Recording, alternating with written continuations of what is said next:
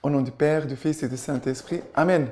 Grande joie d'être là avec vous en ce début d'année. Aujourd'hui, nous célébrons la nouvelle année. Je vous souhaite une nouvelle et sainte année du Seigneur, de la grâce du Seigneur dans votre vie. Et aujourd'hui, nous célébrons ce 1er janvier.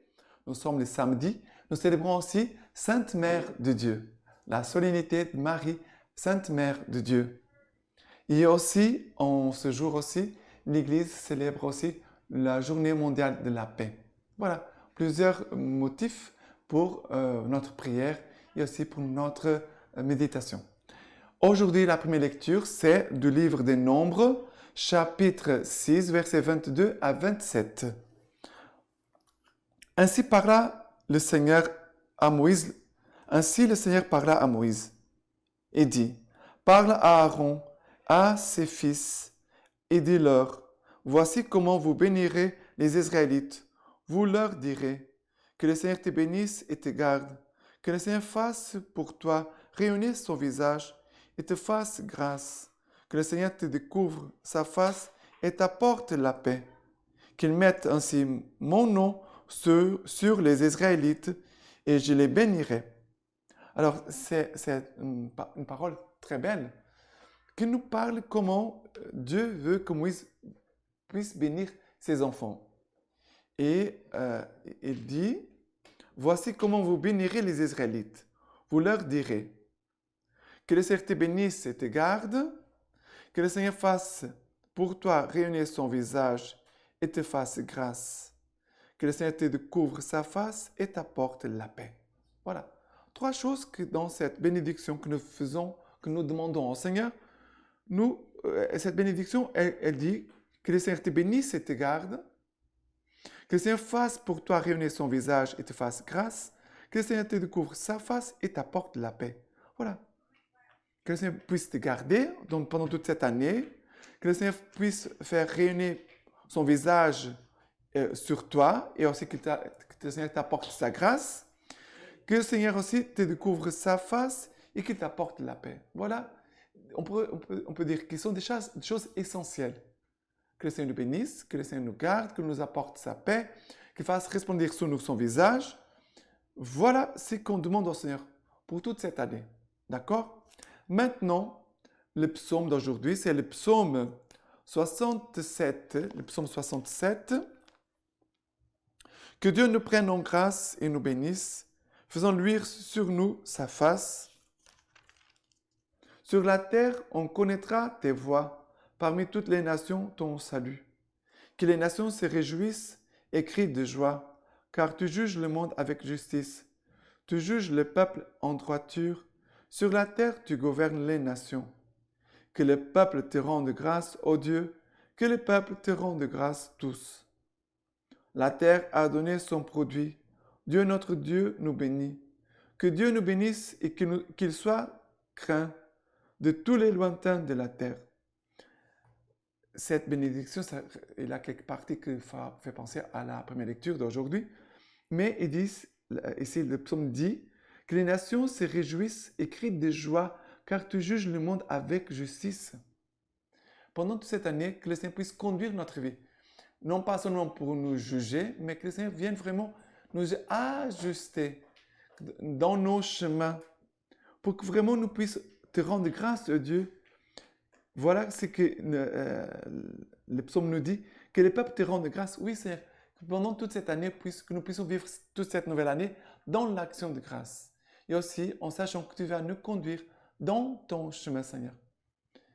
La terre a donné son produit, a donné son fruit. Que Dieu, notre Dieu, nous bénisse. Que notre terre puisse produire pendant toute cette nouvelle année beaucoup de fruits pour la gloire de Dieu.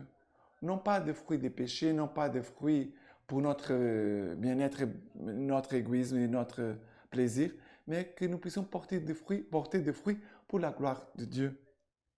Et que nous tous, on puisse vraiment voir le Seigneur, de le craindre. Maintenant, la deuxième lecture d'aujourd'hui, c'est Galates, chapitre 4, versets 4 à 7. Mais quand vint la plénitude du temps, Dieu envoya son Fils, né d'une femme, né sujet de la loi, afin de racheter les sujets de la loi, afin de nous conférer adoption filiale. Et la preuve que vous êtes des fils, c'est que Dieu a envoyé dans nos cœurs l'esprit de son Fils qui crie « Abba Père ». Aussi, n'es-tu plus esclave, mais fils. Fils et donc héritier de par Dieu. Alors, que cette nouvelle année soit une année pour devenir davantage fils de Dieu. Que cette nouvelle année puisse être une nouvelle année où l'Esprit Saint vient crier en nous « Abba Père, Abba Père ». Dans cette certitude que nous sommes enfants de Dieu, aimés de Dieu, que nous sommes héritiers, co-héritiers avec le Christ, que vraiment le Seigneur puisse trouver en nous un cœur filial, et ce cœur filial se traduit par la confiance et par aussi l'action de grâce. Je garde confiance, et pour cela mon cœur toujours déborde d'action de grâce envers Dieu mon Père, car il est avec moi tous les jours de ma vie. Et maintenant, l'évangile d'aujourd'hui, c'est Luc chapitre 2, à partir du verset 16. Ils vinrent donc en hâte et trouvèrent Marie, Joseph et le nouveau-né couchés dans la crèche. Ayant vu, ils firent connaître ce qui leur avait été dit de cet enfant. Et tous ceux qui les entendirent furent étonnés de ce que leur disaient les bergers. Quant à Marie, elle conservait avec soin toutes ces choses, les méditant en son cœur. Puis les bergers s'en retournèrent, glorifiant et louant Dieu pour tout ce qu'ils avaient entendu et vu, suivant ce qui leur avait été annoncé. Et lorsque furent accomplis les 8 jours pour sa circoncision, il fut appelé du nom de Jésus, nom indiqué par l'ange avant sa conception. Alors, nous célébrons cette fête, cette solennité, Marie, Mère de Dieu. Marie, Mère de Dieu, veut nous aider à vraiment accueillir Jésus comme Fils de Dieu, à accueillir la parole de Dieu dans une foi et un amour vraiment sans défaillance. La Vierge Marie veut vraiment nous faire comprendre que Jésus vraiment est vrai Dieu et vrai homme. Ça veut dire que Jésus est venu chez nous et il a pris notre condition humaine en tout, sauf dans le péché. Et ici, on voit le cœur de Marie, Mère de Dieu. Et dans son cœur, qu'est-ce qu'il y a? La parole nous dit que quand les bergers sont arrivés dans la crèche, ils ont trouvé Marie, Joseph, le nouveau-né couché dans la crèche, et ils firent connaître ce que leur avait été dit de cet enfant. Et tout le monde était vraiment dans l'action de grâce, dans la louange. Marie est conservée avec soin toutes ces choses, les méditant en son cœur. Dans cette nouvelle année, demandons le cœur de Marie. Demandons le cœur de Marie. Nous devons consacrer toute cette nouvelle année à la Vierge Marie. Consacre cette nouvelle année à la Vierge Marie. Et que pendant toute cette nouvelle année, Marie puisse nous aider à vivre selon son cœur. Que le cœur de Marie soit en nous pour qu'on puisse conserver avec soin toutes ces paroles que nous allons recevoir de la part du Seigneur, que nous puissions méditer toutes ces paroles, que nous puissions méditer, prier, avec les paroles que le Seigneur va nous donner pendant toute cette année pour nous nourrir, pour nous conduire, pour nous convertir, mais pour faire avec nous un chemin de paix. Suivre Marie, laisser Marie nous façonner, nous engendrer comme enfants de Dieu, c'est aussi entrer dans cette nouvelle naissance comme enfant de Dieu, mais dans cette profondeur de l'écoute de la parole du Seigneur. Maintenant, avec vous, pendant quelques jours, on va méditer ces documents, le don de la fidélité, la joie de la persévérance. Le don de la fidélité, la joie de la persévérance. C'est un document que vous pouvez trouver sur l'Internet de la Congrégation pour les instituts de vie consacrée et les sociétés de vie apostolique. Comme c'est très important de travailler la fidélité et la persévérance. Dans notre monde, on ne voit pas beaucoup de signes de fidélité et de persévérance. Mais nous, comme chrétiens, nous sommes appelés à devenir fidèles, persévérants en Jésus-Christ et dans la parole du Seigneur. Alors, dans l'introduction, nous allons lire les premiers points et les deuxièmes points. Notre temps est un temps d'épreuve. Il est plus difficile de vivre en personne consacrée dans le monde actuel. La difficulté de la fidélité et la diminution de la persévérance sont des expériences qui appartiennent à l'histoire de la vie religieuse et consacrée depuis ses débuts. La fidélité, nonobstant l'éclipse de cette vertu aujourd'hui, est inscrite dans l'identité profonde de la vocation des consacrés. Ce qui est en jeu, c'est l'essence de notre vie devant Dieu et devant l'Église. La cohérence de la fidélité permet de ne s'approprier et de se réapproprier la vérité de son être propre, c'est-à-dire de demeurer dans l'amour de Dieu. Alors, même si c'est par la vie consacrée, bien sûr que vous allez traduire pour votre état de vie, si vous êtes marié, si vous êtes célibataire, si vous êtes prêtre, séminariste, vous allez toujours traduire pour votre contexte. Mais ici, il nous dit que la difficulté de la fidélité et la persévérance, on les trouve, cette diminution, dans notre monde. Mais nous sommes appelés à vivre cette fidélité devant Dieu et devant l'Église. Et cette phrase dit, la cohérence de la fidélité permet de s'approprier et de se réapproprier la vérité de son être propre, c'est-à-dire de demeurer dans l'amour de Dieu. Nous sommes tous appelés à demeurer dans l'amour de Dieu. Ça veut dire de vivre dans la fidélité. Nous sommes conscients que la culture actuelle du provisoire influe sur notre choix de vie, comme sur la vocation à la vie consacrée. Culture qui peut engendrer une fidélité précaire et quand le pour toujours est faible, ça veut dire que les gens ne veulent pas s'engager pour toujours, affirme le pape François, quand le pour toujours est faible, affirme le pape François, cela suffit comme argument pour quitter le chemin commencé pour se séparer. La cohérence et la difficulté à la cause du Christ ne sont pas des vertus qui s'acquièrent en instant. Elles demandent une profonde conscience des implications humaines, spirituelles, psychologiques et morales d'une vocation à la vie consacrée.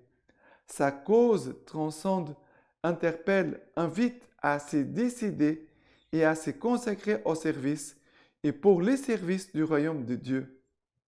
Conviction personnelle, engagement personnel et communautaire sont dans ces services un don que l'on expérimente dans la grâce de la conversion. Ça veut dire vivre la persévérance et la fidélité, c'est aussi une expérience de la grâce de la conversion. Cette grâce soutient une fidélité authentique, différente d'une fidélité stérile, souvent réalisée pour s'affirmer soi-même et vivre une fidélité téméraire qui méconnaît ses propres limites et va au-delà de ses possibilités. Deuxième point, fidélité et persévérance ont été au centre de l'intervention du pape François dans son discours du 28 janvier 2017 à l'Assemblée plénière de la Congrégation pour les instituts de vie consacrée et les sociétés de vie apostolique. Nous pouvons vraiment dire qu'en ce moment, la fidélité est mise à l'épreuve. Nous sommes face à une hémorragie qui affaiblit la vie consacrée et la vie même de l'Église. Nous sommes devant une hémorragie. Les abandons de la vie consacrée nous préoccupent. Il est vrai que certains la quittent dans un geste de cohérence parce qu'ils reconnaissent, après un discernement sérieux, n'avoir jamais eu la vocation. Mais d'autres, avec le temps, renoncent à leur fidélité, très souvent quelques années seulement après leur profession perpétuelle. Que s'est-il passé? L'interrogation soulevée par le pape François ne peut être ignorée.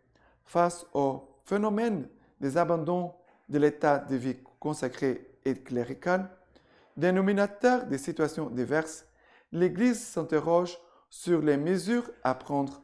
La vie consacrée elle-même a été souvent interpellée pour reconnaître, discerner et accompagner des situations de malaise et de crise et à ne pas réduire le phénomène à une statistique alarmante sans en même temps s'interroger sur le sens et les implications de la fidélité et de la persévérance dans la sequela Christi.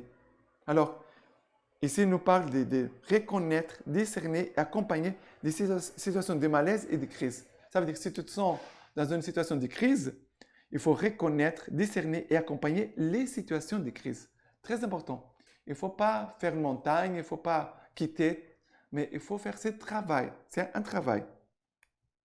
Alors il dit, il a comme des implications de la fidélité et de la persévérance dans la sequela Christi, chemin de conversion et de purification qui aide à redécouvrir le fondement et l'identité de l'appel sans se laisser aller au pessimisme et à la frustration épuisante de qui se sent impuissant et se prépare au pire.